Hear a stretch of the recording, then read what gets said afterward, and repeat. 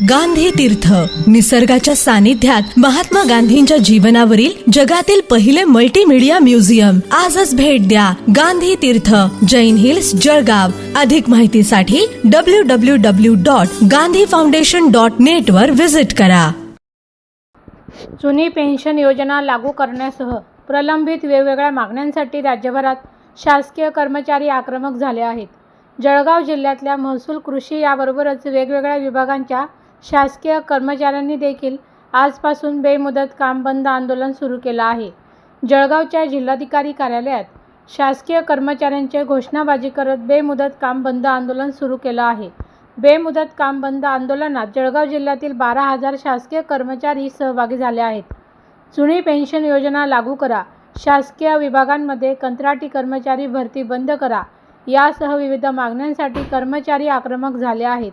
जिल्हाधिकारी यांच्याकडून आंदोलनाला परवानगी न मिळाल्याने जिल्हाधिकारी कार्यालयातील आवारातच कर्मचाऱ्यांचे ठिय्या आंदोलन केले. मागण्यांसाठी वेळोवेळी आंदोलन करून देखील शासनाने तोंडाला पाने पुसली. त्यामुळे काम बंद आंदोलनाचा पावित्र्य घेतल्याची भूमिका कर्मचारी संघटनांच्या पदाधिकाऱ्यांनी स्पष्ट केला आहे. वेगळ्या शासकीय विभागांमध्ये चतुर्थ श्रेणी तसेच विविध श्रेणीतील महिला तसेच पुरुष कर्मचारी आंदोलनात सहभागी झाले असून मागण्या मान्य होईपर्यंत बेमुदत काम बंद आंदोलन सुरूच राहणार असल्याचा इशारा संघटनांच्या वतीने देण्यात आला आहे. आज या ठिकाणी आजपासून बेमुदत आंदोलन सुरू झालेलं आहे. काय मागण्या आहेत? जिल्ह्यातले किती कर्मचारी संघटना या ठिकाणी सहभागी झालेल्या आहेत?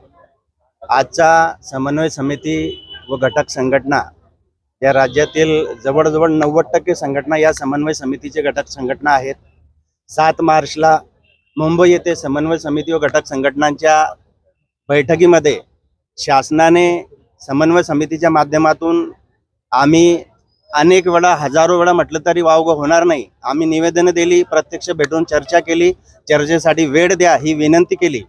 समन्वय समितीचे निमंत्रक आदरणीय श्री विश्वासजी काटकर साहेब आणि समन्वय समितीचे इतर घटक व इतर संघटनांचे सर्व प्रतिनिधींनी वेळोवेळी शासनस्तरावर कर्मचाऱ्यांच्या प्रलंबित मागण्यांसाठी अनेक वेळा प्रयत्न केले, परंतु या शासनाने कर्मचाऱ्यांकडे 100% दुर्लक्ष केलेलं आहे.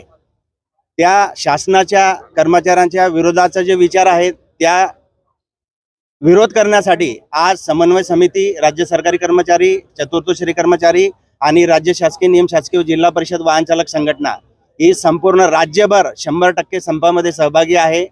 मागण्यांची सनद ही सर्व प्रवर्गांचे 20 मागण्या जी अतिशय ज्वलंत मागण्या आहे त्या मागण्यांची सनद शासनाला 17 मार्चला जी समन्वय समितीने नोटीस दिली त्या मागण्यांची सनद त्याच्यामध्ये दिलेली आहे.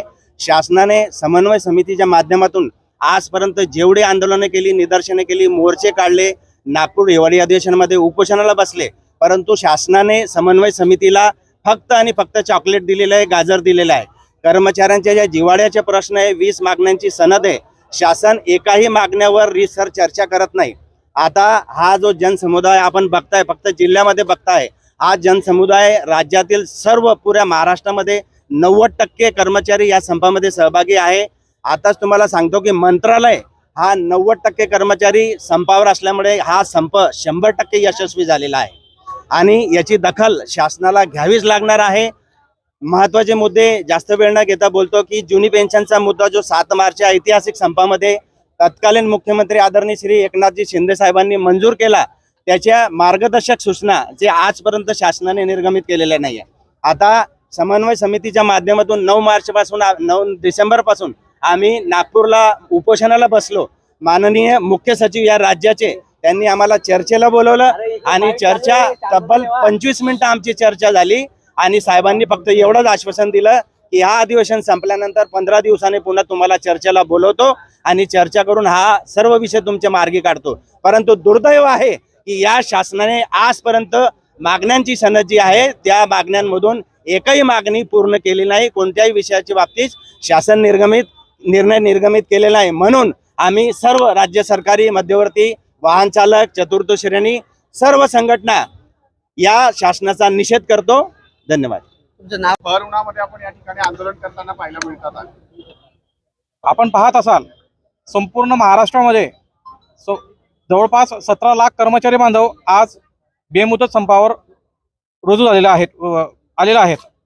आपण पाहिलं असेल, मागील 2.5 वर्षांच्या कालखंडापासून आम्ही सर्व कर्मचारी बांधव महाराष्ट्रामध्ये आमच्या संविधानिक मागण्या पूर्ण करण्यासाठी वेळोवेळी टप्प्याने आंदोलनाची पार्श्वभूमी इथपर्यंत आम्ही आणलेली आहे. अतिशय दुःखद सांगावंसं वाटतं की शासनाने आमच्या 2.5 वर्षांच्या कालखंडामध्ये आमची कुठल्याही महत्त्वाच्या मागण्या या पूर्ण केलेल्या नाही आहेत. आपण पाहत असाल, आमच्या कर्मचाऱ्यांची कुटुंबाची सर्वात महत्त्वाची जिव्हाळ्याची मागणी ही आमची जी जुनी पेन्शन योजना आहे, जुनी पेन्शन योजनेच्या धर्तीवर आम्हाला NPSला सामाजिक आणि आर्थिक जे सुरक्षा कवच आम्हाला हवं आहे ते खूप गरजेचं आहे. आम्ही कुठल्याही माध्यमातून सर्वसामान्य जी जनता आहे महाराष्ट्राची 14 कोटी यांना कुठे अडचण होईल किंवा त्रास होईल असा आमचा कुठलाही भेदभाव नाही. कारण आम्ही सुद्धा या महाराष्ट्राच्या या पावनभूमीचे सुपुत्र आहोत. परंतु भारतीय संविधानाने आम्हाला अधिकार दिलेला आहेत. आमच्या ज्या न्यायिक मागण्या आहेत या न्यायिक मागण्या पूर्ण करण्यासाठी आम्ही सनदशीर मार्गाने, लोकशाही मार्गाने, अतिशय शांततेतरित्या जळगाव मध्यवर्ती संघटनेच्या माध्यमातून आम्ही बेमुदत संपापासून सुरुवात करण्यात आलेला आहे. तसेच आपण पाहत असाल, जर एखादा लोकप्रतिनिधी, आमदार असतील, खासदार असतील, यांना एक वेळेस जिंकल्यानंतर एकदा 2 महिने असतील किंवा 4 महिने असतील, हे विधानसभेमध्ये जातात आणि आयुष्यभर तो हयात ही 2-2, 2.5 लाख पेन्शन घेत असतात. ही कुठली समानता? डॉक्टर बाबासाहेब आंबेडकरांनी ज्यावेळेस या समस्त 140 कोटी जनतेला संविधान अर्पित केलं, आपण पाहत असाल त्या प्रिॲम्बलमध्ये नमूद आहे, स्वातंत्र्य, समता, बंधुता आणि न्याय या 4 मुद्द्यांवर आपली लोकशाही चालू आहे. हे करत असताना जर आमदार खासदारांना जर संपूर्ण पेन्शन दिलं जात असेल, तर या संपूर्ण महाराष्ट्राचा जे 17 लाख कर्मचारी माझे जे बांधव आहेत, हे कर्मचारी बांधव शासनाचा गाळा आज यशस्वीरित्या मागील 70 वर्षापासून नेत आहेत. आणि मला सांगावंसं अतिशय गौरवाने मी सांगू इच्छितो, कुठल्या आमदार खासदारामुळे पेक्षा आमचा जो वर्ग 4 पासून ते वर्ग 1 पर्यंत जो अधिकारी कर्मचारी बांधव आहे, यांच्या या अथक परिश्रमामुळे संपूर्ण देशात महाराष्ट्र हा प्रशासनामध्ये 1 नंबर आहे. आमची महत्त्वाची मागणी जुनी पेन्शन योजना असेल किंवा इतर महत्त्वाच्या मागण्या असतील, या 20 मागण्या आहेत. त्यानंतर या शासनाने मागील 4 महिन्यापूर्वी जे काही विधेयक पास केलेलं आहे, कुठलं ते अधिकारी कर्मचाऱ्यांना आम्हाला 353चं जे विधेयक दिलं होतं, ते विधेयक यांनी आता जामीन पात्र करून टाकलेलं आहे. म्हणजे कुणीही अतिशय टार्गेट लोक प्रशासनामध्ये काम करत असताना आम्हाला जे काही अडीअडचणी येतात, त्या अडीअडचणींना न्याय मागण्यासाठी आम्ही जर संविधानिक मार्गाने आम्ही जर गुन्हाही दाखल करायचा म्हटलं समोरच्यांना त्रास देण्यासाठी देतात ते, तर त्यावेळेस त्यांना तात्काळ जामीन मिळतोय आणि अशा पद्धतीने गुन्हेगारांना सुद्धा वाव मिळतोय. मी प्रशासनाला तसेच इलेक्ट्रॉनिक मीडियाला, प्रिंट मीडियाला मी नम्र आवाहन करू इच्छितो की भारतीय संविधानाने दिलेले जे मूलभूत अधिकार आहेत, मित्रांनो, आम्ही 20 प्रकारच्या आमच्या महत्त्वाच्या मागण्या आहेत. या 20 प्रकारच्या महत्त्वाच्या मागण्या आम्हाला शासनाने पूर्ववत करून द्याव्यात. आम्ही या महाराष्ट्राच्या 14 कोटी जनतेच्या सेवेसाठी आम्ही उद्यापासूनही तयार होऊ. पण शासनाने तातडीने नागरिकांची कुठलाही त्रास होणार नाही यासाठी आमच्या सर्व मागण्या पूर्ण कराव्यात. ही नम्र मागण्या झाल्या तर तुम्ही कर्मचारी कामावर होणार नाही. मागण्या जर मान्य होणार नाहीत तर आदरणीय विश्वास काटकर साहेबांच्या माध्यमातून पुढील जो काही आदेश असेल तो संविधानिक मार्गाने आम्ही रस्त्यावर, वेळ पडली तर रस्त्यावर उतरू, वेळ पडलं तर आम्ही जो काही आदेश असेल राज्य संघटनेचा तो आम्ही फॉलो करू. मी योगेश्वर नन्नावरे, मध्यवर्ती संघटना जिल्हा सरचिटणीस तसेच महसूल